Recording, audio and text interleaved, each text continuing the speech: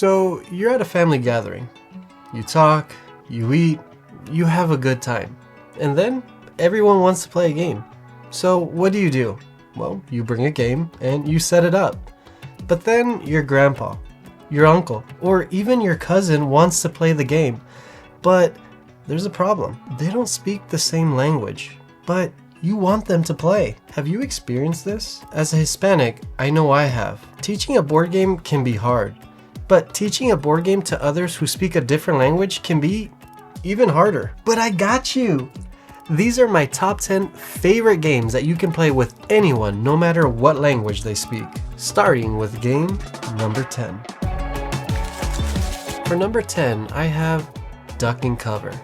A simple but goofy card game that you can teach very quickly. In this game, each player will have a 4x3 grid of cards in front of them. These cards will vary from values from 1 to 12. At the start of each turn, a player will grab a card from the captain's deck and announce it out loud.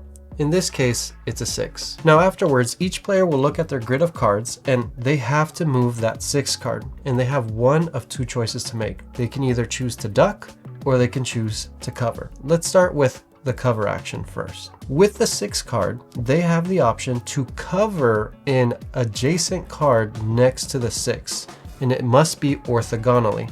So it can move to the left, to the right, on top, or to the bottom, and it'll be covering the card that it's next to. In this case, I would be covering the card to the left, which is the 11 card. The other option that one player can do is what's called the duck action.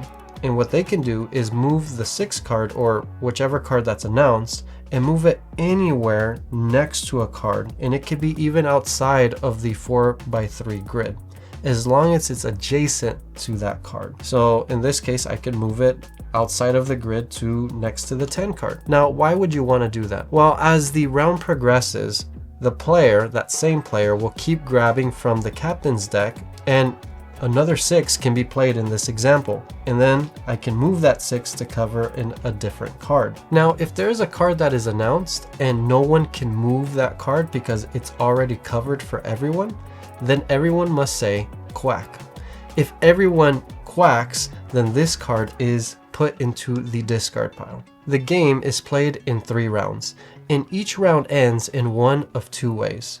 The first way that it can end is if somebody is able to stack all their cards into one stack. The other way that it ends is if enough people quack a certain amount of cards depending on the player count, then the round ends. After the round ends, then you count the amount of points that you actually have. And the points are seen right here in the bottom right corner of each card. You accrue all those points together, and whoever has the least amount of points at the end of 3 rounds wins the game. Now, one thing to note is if somebody ends the round with just 1 stack, then the amount of points that they accrue aren't positive points, but actually negative points, which is good. That's what you want. You want the least amount of points at the end of the game. So if you finish the round with 1 stack, whatever the point value is on the top card becomes a negative value of that point. Now, something that we want to keep in mind though is, again, you want to finish the round with 1 stack. But if you're keeping some of these higher value cards on top and you're trying to be the first one to get that final stack, if somebody beats you to it, the round ends and whatever you have already showing is points that you accrue at the end of the round. So yes, this at face value is really good because I would get -4 points. But if somebody beats me to it and finish their stack first, then this becomes +4 points on top of any other cards that I have left over. So you want to be careful and also see what cards have been played, as there's only a certain amount of cards of each number in the captain's deck, which I'm not quite sure how many there are of each number, but something to keep in mind as you play. The game is very simple, but I think there's enough strategy to it where it gets back on the table quite a bit for us. I recently took this to a family reunion back in Texas a couple weeks ago, and I have a lot of family members who speak both English and Spanish, and some that only speak Spanish. And I was able to teach this fairly easily. I actually had a couple of my aunts who only speak Spanish do very well in this game, and we all had a great time. So if you're looking for something simple but with some crunch to it, as there is some strategy to it, I highly recommend Duck and Cover. Also, if you're enjoying the content so far, please feel free to hit the subscribe button. Now, on to number 9. For number 9, I have Cascadia, a puzzle tile laying game with some drafting involved as well. In Cascadia, you are creating your own Pacific Northwest, creating your own little habitat with animals as well. In this game, you make one action, and it's the same one. You grab a tile, and you grab an animal token that's with it. When you grab a tile, you have the option to put it where you want to in your habitat. There is incentive to put the same terrain adjacent to each other and build that up, as you'll accrue more points at the end of the game. And then afterwards, you have to put the animal token that you select at a corresponding habitat or tile that allows you to place that animal. And each type of animal has a scoring condition. In this case, in bears, if you put 2 bears together, you will score 4 points. And for each pair that you put in your habitat, you will accrue more points. This game is very simple, but there's no text to read that you need to explain. It's all imagery, and beautiful imagery at that. But there's a little bit more flavor to the game as well, as when you put an animal token on a tile that allows you to place it that has a pine cone, you receive a pine cone token, or in this game they call them nature tokens. What these do is that you may play them to clear out all the animals to put new animals, or you can play it to grab any of the tiles in the market and any other animal as well. Because typically in the game, whatever tile you grab, you must always grab the animal that comes with it. But nature tokens allow you to break that rule. Or if you keep them, at the end of the game, each nature token is worth 1 point. It's not a very competitive game unless you make it competitive by looking at other people's tiles and trying to create a bigger habitat of a certain type to get more points. But really, everybody's focusing on their own habitat. And so I recommend this to others who may have family members who aren't the most competitive, but want to play a game and have a conversation with others. And this is perfect in those types of scenarios, where everybody can go at their own leisurely pace while having a nice conversation as well. And it's very easy to teach. You grab a tile and you grab the animal with it, and you have the option to play it wherever. You don't necessarily need to place them on adjacent, similar geographic areas. You can place it wherever you want. You'll score less points, yes, but you'll still have a great time. And if you're looking for something a bit more crunchier, a little bit more thinky, these scoring cards are modular as well. You can change them out. You can do simple scoring conditions, or you can do harder ones that are included in the base game. I highly recommend this game if you're looking for a nice light puzzle to play with others, no matter what language they speak. This is Cascadia. Now, on to number 8.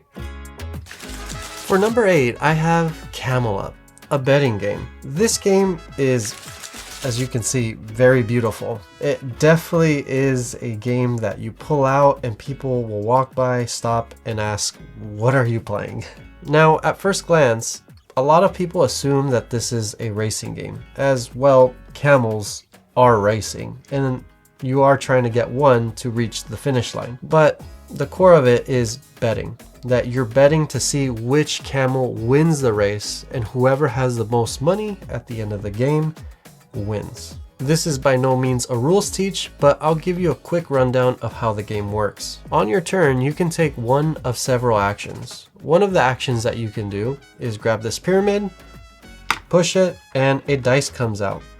And whatever color of dice comes out will be the camel that will be moving, and you will move the amount of spaces that is indicated on the dice. In this case, it says the purple camel will move 2 spaces, and you place it on the board. Then you move the camel. Then that is the end of your turn. You only take one action. Another action that you can do is you can actually place a bet for who will win the actual race. The race is only 1 lap. So you will have a hand of cards that has the color of each camel. You'll grab it and place your bet for who will win the race. That's an action. Another action that you could do is place a bet for who will be in last place in this race. Another action that you can do is place a cheer or boo token, where if you place it on the board and a camel lands on it, if the cheer side is up, then the camel will move 1 space forward and you'll grab a coin. If the boo token is up, if the camel lands on it, they go backwards and you'll still get 1 coin. A round ends once 5 dice are rolled. And in this game, a round is called a leg. So one of the last actions that you can do as well is bet for the leg, which is you can place a bet for who will be in the lead at the end of the leg, or round basically. And that's the game. So throughout the rounds, you're trying to see who's in the lead. You place bets for the leg, you place bets for the actual game. You're trying to cheer on certain camels while you're trying to push back others. There's not a lot of strategy involved. It's just a lot of fun. And if you have family that are willing to just embrace the chaos and the craziness that are these camels, you'll have a lot of fun. As in this game, you also have two crazy camels, and these two crazy camels go backwards. Now, one thing I failed to mention is that these camels can stack on top of each other if they land on the same space. The camel that's on the very top is the camel that's in the lead. But if one of these camels land on a crazy camel, and then somebody rolls the dice and the crazy camel moves, then the crazy camel moves the other camels that are on top of it backwards.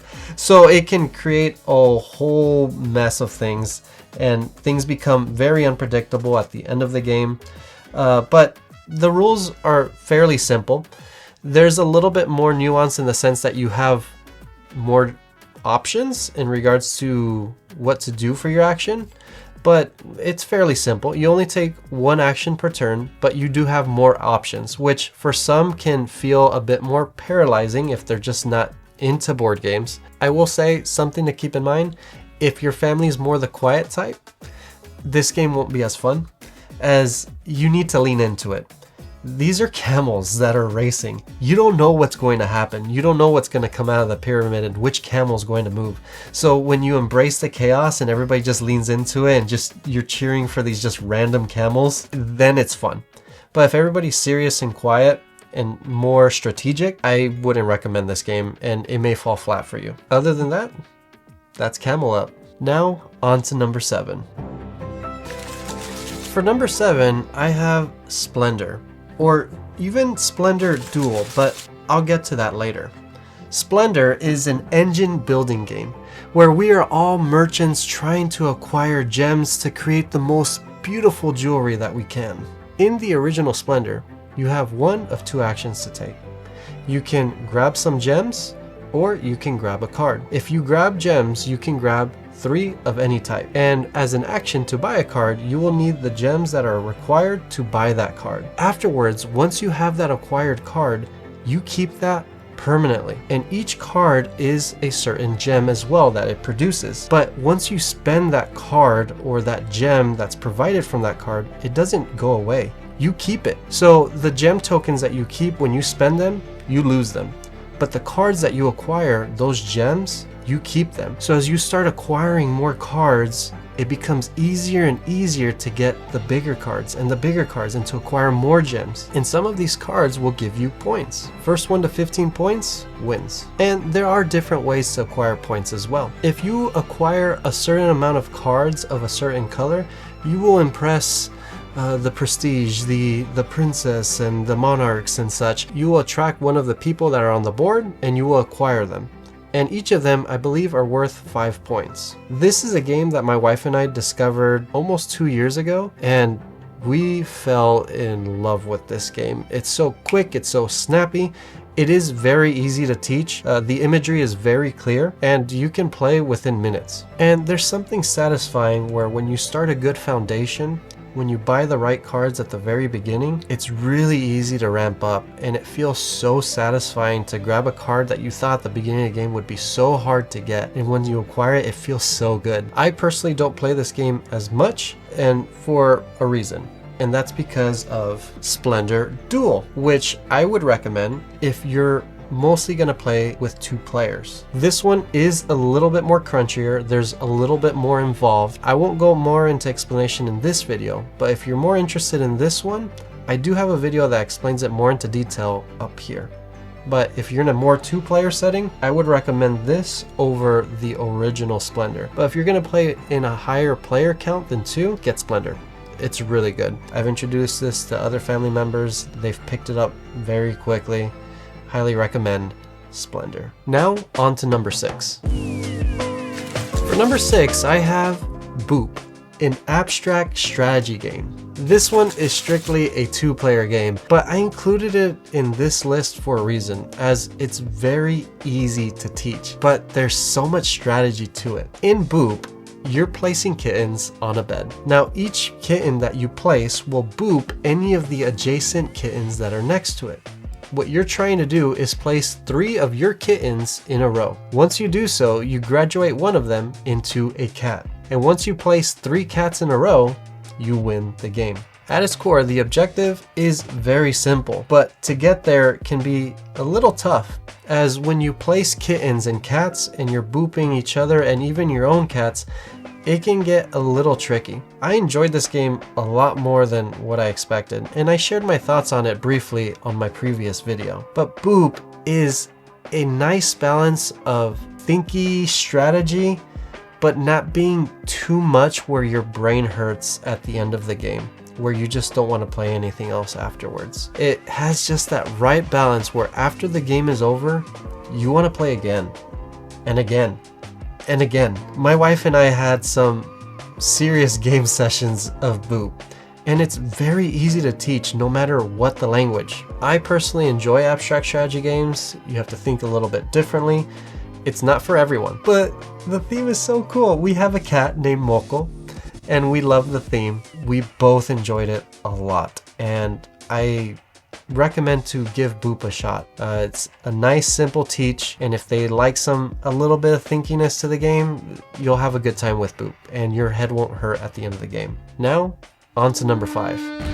For number 5, I have Strike, a simple dice chucking game. In this game, you start off with a handful of dice, and at the start of your turn, you will grab one of your dice and throw it in the box. If you have any pairs of dice or any dice that with the same value, you grab that dice and your turn is over. But if you throw it and there are no matching dice, then you have an option to continue throwing dice until you have any matching dice, or you choose to stop. Whoever is the last one remaining with dice wins the game. There is a fun little nuance as well thrown into this game, where if anybody throws a dice and they get all matching ones and they clear the actual board, the next player has to throw all their dice in and hope that they have any matching dice. I've taught this game to several people where afterwards they bought their own copy of the game. It's a simple game. You can take this anywhere, at any place. I've taken it while we've gone camping, afterwards after a gathering. It just works for any situation. And this game is plug and play. You put the box on the table, you open it up, and you're ready to go. This is Strike. Now, on to number 4. For number 4, I have Point Salad, a card drafting game. In Point Salad, everybody's trying to create their own salads, and depending on the salads that you create, you will accrue a certain amount of points. On each turn, every player will have one of 2 decisions to make. They can either grab 2 vegetable cards or 1 salad card. A salad card will be game objectives of how they score points themselves, and the vegetable cards will be the ingredients that you need to make that salad, to basically score those points. The game ends once all cards have been drafted. Afterwards, you look at each of your salads, how many points you scored, and whoever has the most points wins. The artwork on this is very clear and simple. I like how each of the salad cards clearly state how you score points with just basic imagery. Like in this case, if I have 2 bell peppers, I will score 5 points. So I look at my bell peppers, and for every 2 bell peppers that I have, I will accrue 5 points for each pair. Or in this one, for this salad, I will score 1 point for each carrot card that I have, and I will score 1 point for each bell pepper that I have. But not all salads are made equally. There are certain salads that make you lose points for a certain type of vegetable that you have. For example, like in this salad, you will score 4 points for each lettuce card that you have, but you'll score -2 points for each tomato and cabbage card that you have, as obviously they are disgusting. So each of the salad cards will help you determine which type of vegetables that you want to grab. And the great thing about this game is it plays very quickly. You can play a game within 20 minutes easily, and afterwards you'll want to play again and again, just as many of these other games. And I have to say, I'm not a huge fan of salads, but I'm a huge fan of point salad. Sorry, I had to get it out there. This is point salad. Now, on to number 3. For number 3, I have That's Not a Hat, a memory bluffing game. This game is very interesting, as we are all friends just trying to give gifts to each other as all friends do. At the start of each game, every player will start with a card in front of them face up. At the start of your turn, you will grab your card that is face up and present it out loud. And at the back of the card, it will tell you who to give it to. In this example, let's just say it tells me to give it to the right, and I will hand it to the person to the right. Then they, on their turn, have to grab their card that is face up, present it to others, and give it to the corresponding player. Now, after everybody's presented theirs, all the cards that they've been receiving eventually turn face down. And that's where things get really interesting, as people need to start remembering what they received. And you're starting to hear what other people got, and you're trying to remember, what did I have? And if you don't remember, then that's okay. That's when you can bluff. Or if you have a great memory, then you're gonna do good at this game. But the cards are very simple. The imagery is clear. It's to the point. There's no words or anything. It's just clear drawings and imagery that anybody can understand. I played this at a family trip last year with, again, family who speak Spanish and English, and this game hit. Like, it did so well. And I played with family members that I don't feel like I've really played many games with, and everybody had a great time. They pick it up quickly. This one's high on my list for a reason. It's a good game, easy to teach. There's even a new version that came out, I believe the pop culture one. I don't have my copy, and the reason for that is I've bought 2 different copies, and when I've played it with others, they've enjoyed it so much where I gave it to them. So I need to buy another one. That's why I don't have it with me, because it's been that much of a hit. This is That's Not a Hat. Now, on to number 2.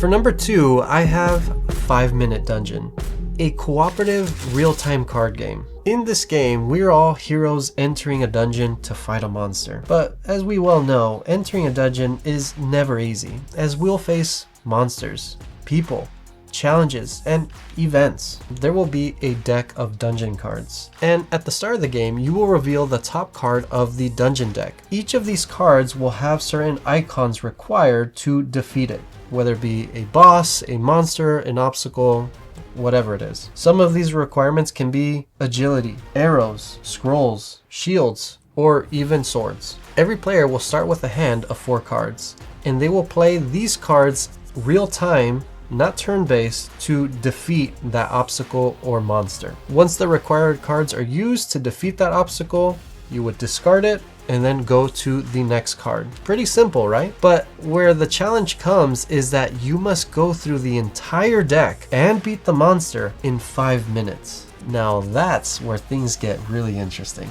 as communication is required. You have to talk to each other. But the iconography is very simple. Everybody can look at the colors or the signs required to beat that obstacle. It's not much to explain.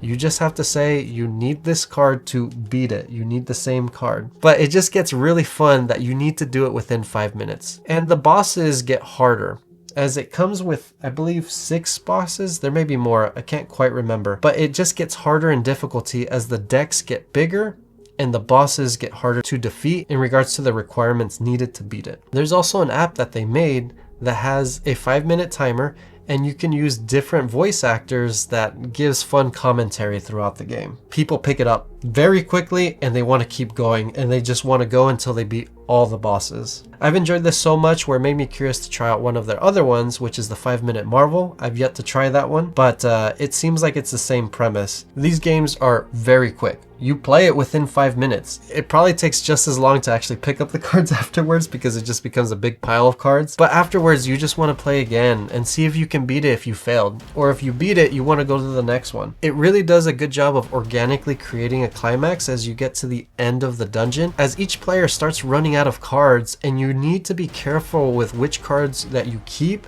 as you need enough resources to beat the final boss. And each player can choose a different character, ranging from ninjas to rangers. And each character has their own special ability that has special cards. So there's fun little asymmetry where everybody has their own ability and everybody feels like they contribute because it's cooperative. And especially if you're playing with people who aren't familiar with board games or card games, this is a great way to get them involved and where you feel like you all win together, but you also lose together. And it builds that camaraderie where you want to play again. This is 5 Minute Dungeon. Now, on to number 1. For number 1, I have Hues and Cues, a color guessing game. This game works every time I bring it out, especially for those who speak different languages. I can't tell you how many times this game has worked. It's never fallen flat every time I bring it out. It's so simple. It really is. At the start of each turn, a player will grab a card and give a clue of one of the colors indicated. Each card has 4 different colors to choose from. In this case, I'll choose this one, C19, and the clue that I'll give is Barbie. Afterwards, each player will grab their piece and place it where they think that color is. Once everybody's put a piece, then I have the opportunity to give another clue, and it can be up to 2 words. Then everybody places another piece, and then afterwards, once it is my turn, I then reveal the color. And then there's a little square that I put on the board, and anyone inside of the square gets 2 points. If anybody guessed the color correctly, they get 3 points. If you are just outside of the square, you get 1 point. Now I, as the clue giver, score 1 point for each piece in the square. And that's the game. The game ends once there's 2 rounds of clue giving. Whoever has the most points wins. This game has been really interesting for me. I did bring this game to our last family reunion in Texas, and again with family who only speak Spanish, and this game worked really well.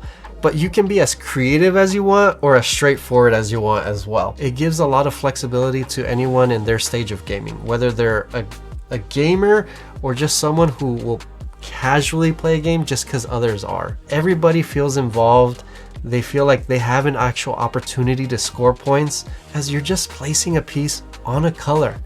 That's it. I feel like between all these games, this one just has the most range. Even from its simplicity, it gives you so much liberty where anybody can play this game. I've brought this even with a group of young teenagers that had a great time playing it, and also older ones that I never play games with and they had a great time. This just works with any age, with any language, with anyone. This is Hues and Cues. If you've made it this far, thank you so much. And if you've enjoyed the content, please feel free to hit the like and subscribe button. And if you'd like to see more content such as this, feel free to follow us on Patreon or even our YouTube membership down below, where we provide exclusive content for our members. And you know, some of the board games that I showed were games that I played at a recent convention.